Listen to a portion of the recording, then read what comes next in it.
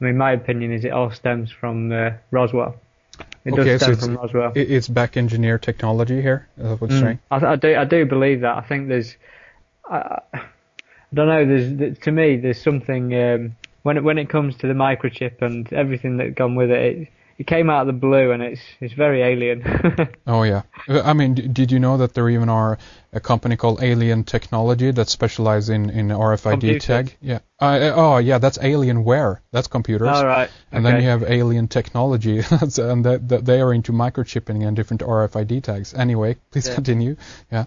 It's obviously there's when it comes to researching what the Nazis were into and stuff when they were researching free energy and stuff like that. I mean, obviously there's loads of references to Hitler and theosophy and everything that goes with it. You know, they were big into the occult and the esoteric. Yeah. And you never know whether, for instance, they had perfected some form of technology through some kind of you never know what rituals they undertook. Yeah. I mean, there's all the rumours about was it Hitler and LSD? I can't remember it off the top of my head. But basically, they could have been getting knowledge from wherever. Of course, yeah. Do you know what I mean? It's but then when you specifically go back to the Roswell incident and you look at was it AT&T who released the first microchip about 5 years later? Probably can't remember off the top of my head. That basically, sounds logical, yeah. Yeah, it emerged from the same area of America, obviously, that's all connected with that kind of event. I don't know. Obviously, it's jogging my memory, this, but. Well, exactly, and so what we're potentially looking at here, if we pull this recent little thing that we discussed here together, this might be okay. They've decided to advance technology in certain areas like the computer, and said, okay, we gotta do something. We gotta give them the illusion of progress in some areas, because otherwise there will be too much protest or whatever. But in certain areas, let's hold it back. Let's try to earn more money on the oil industry, the cars, definitely, all of that stuff, and then. But consequently, also how they potentially could utilize that in the end is that if they've been working on this, if you will, alien technology, then with full blown out flying discs, or even frequency-oriented energy vessels, who know what the heck they have at this point. But if they've been developing this for all this time within all the black ops that exists, and finally kind of roll out this as a big put on a big show for us, and say and claiming that this is alien, this is not human. I think that it could be easily done. Very easily actually. We would very much be drawn into all of that, because it would be so foreign and so weird, and kind of we will look upon this as magic, and even if we want to be get more advanced here, this might even actually jog some genetic memory, or potentially some kind of thing that is lodged within the subconscious of the human species, in regards to that we might actually have been visited in the ancient paths, and that might have had a big impact on humans back then, and we kind of carry this still within us. So in one way we're kind of awaiting or waiting for the return of these gods, Yeah, of course. So I mean, it's there in the films, like the chap who's releasing the movie 2012, Roland Emmerich. Yeah. His previous film, obviously his first two films were Stargate and Independence Day, and then his previous film, his most recent film, was 10,000 BC. Yeah. And obviously, incidentally, most people watch that film and says, does this guy know his dates?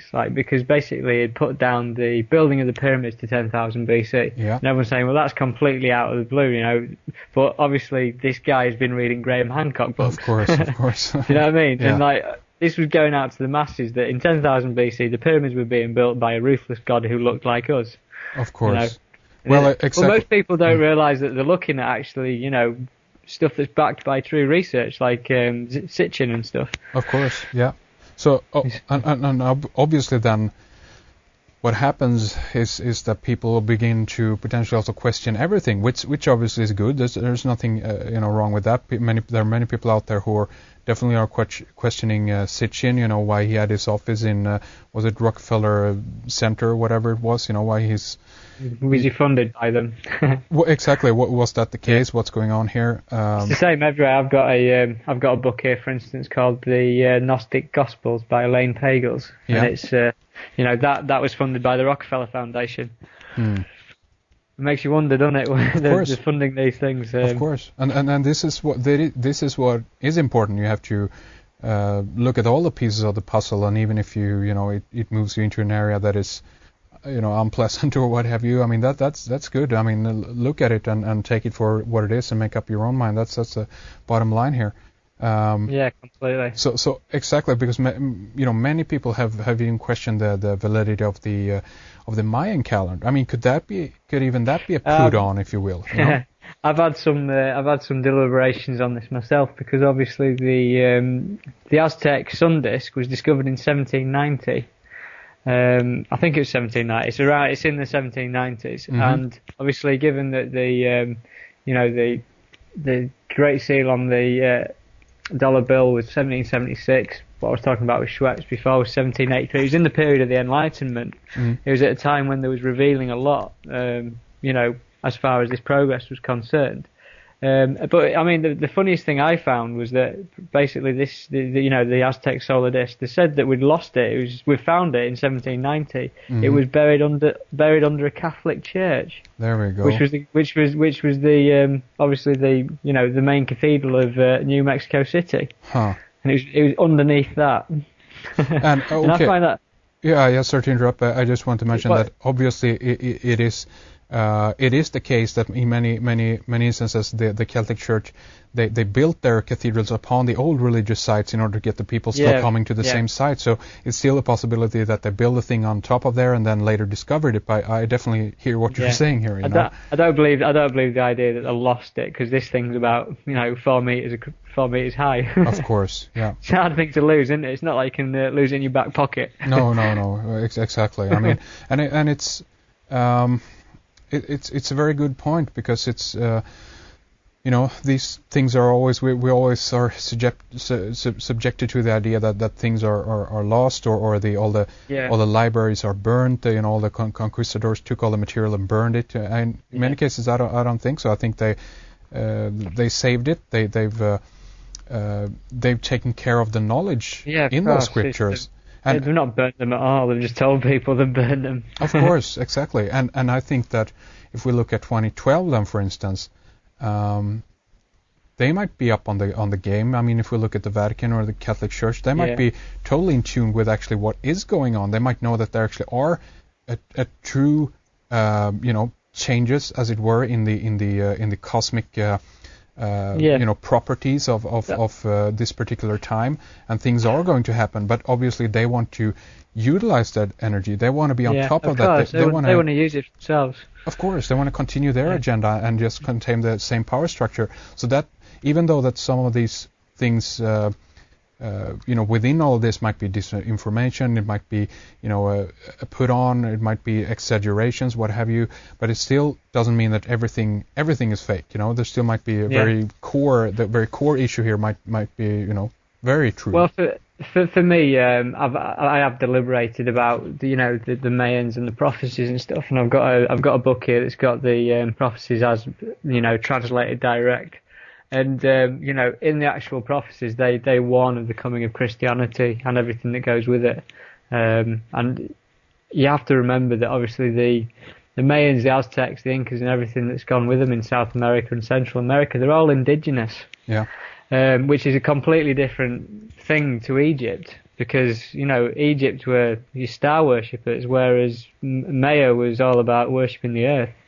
And involved the ritual use of hallucinogenics and ayahuasca and all that goes with it. And obviously, it's a different source of knowledge for me. And that's how I perceive it, and that's why I've still got faith in essentially, what the Mayans talked of. It's a little bit like the Egyptians potentially in a way are looking more outwardly. They're looking out into the heavens, out into the sky, towards the stars. And potentially the other version of that is that they're looking inside to the inner cosmos and making discoveries about the selves. Obviously, that took place, I think, within Egyptian, religion and theology too. That was an incredibly long time span, incredibly long different dynasties ruling, and there were different agendas that was going on behind that. Whole. I mean. Piece. One thing I find strange about the whole thing is that, for instance, if you look through the history of Egypt and the civilization, and it's always been attacking the area of Babylon, Iraq. Yeah. There's always been that continual war with the force from Egypt, and it's, it makes you wonder what it's really trying to fight, because it's been there all along. Yeah. I mean, so the center, the capital of it was where civilization started, was there in the Middle East. So they say. And, yeah. So they say, obviously, but it just seems that, it's like there's just this continual, ongoing battle that's always been going on between, the Egyptians, which I'm sure, for instance, I descended from, and some of the fundamental people from the Middle East. Mm. That's interesting. Very interesting. So what we again here potentially are looking at is a continuation of a very long agenda, and I remember getting a question about why it could be that an agenda can be propelled for such a long time or through so many generations. If we look at the fact that they might have been doing this for 6,000 years, maybe even more, and people can't get their head around why would someone who can't see the end of their of that achievement be propelling that along. There's different theories and ideas behind that. We might not even necessarily go into that this is other entities or aliens involved here, but we could go there. Do you have? You could go there easily, yeah. Of course. do you have any theories about this? To be honest, I'm not at the stage where I'm prepared to even really contemplate that, because I don't think anyone truly understands that.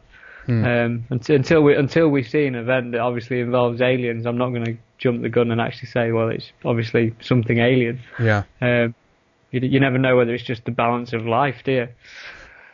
I talked to David Wilcock the other day, and we talked a little bit about genetics, and I right. throughout the idea that these guys potentially are aware that if you keep the genetic structure, if you will, of a certain family, chances are that you actually will reincarnate back into that same family line, because your soul, as it were, is actually connected to a certain genetic structure, meaning that that's interesting. If a certain genetic structure actually pops up, then your soul is actually going to be attracted to that point, and you are going to incarnate right there.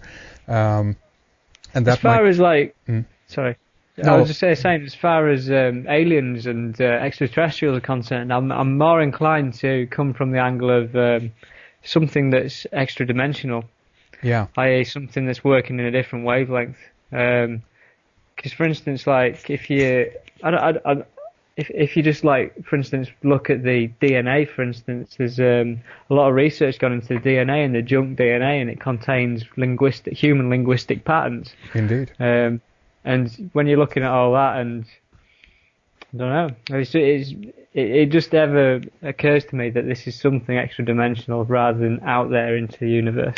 Yeah, of course. That's my instinctive force, telling me that. It's of course, and I mean, come on, it could even be a combination of all of these things. I mean, the universe is a big place. We've not even managed to scope out what the heck is going on this planet, and we're gonna, start asking, putting answers out there. What's happening out in the universe? I mean, I think it's all a big lie. I think there's a brick wall about 11 miles up there.